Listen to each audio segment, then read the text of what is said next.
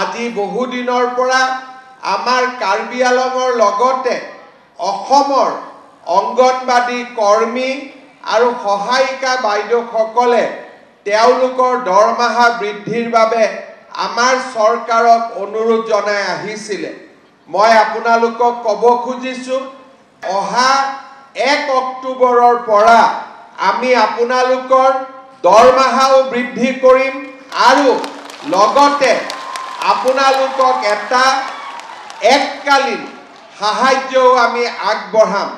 অৰ্থাৎ এবাৰতে আপোনালোকক এটা পুঁজি আমি আগবঢ়াম যাতে ঘৰৰ কাম কাজ ল'ৰা ছোৱালীৰ পঢ়া শুনাৰ ব্যৱস্থা ল'ব পাৰে আৰু লগতে 1 অক্টোবৰৰ পৰা আপোনালোকৰ দৰমহাও আমি যিমানখিনি পাৰো সিমানখিনি আমি বৃদ্ধি কৰিম যাতে আমাৰ অংগনবাদী কৰ্মী আৰু সহায়িকা সকলৰ পৰা অলপ হলেও তেওঁলোকৰ মনৰ দুখ আমি যাতে কমাব পাৰো। ভাল হ'বনে বেয়া হ'ব দৰমহাটো বঢ়াই দিলে? ভাল বেয়া হ'ব নেকি? পিছফালে একো কোৱাই নাই।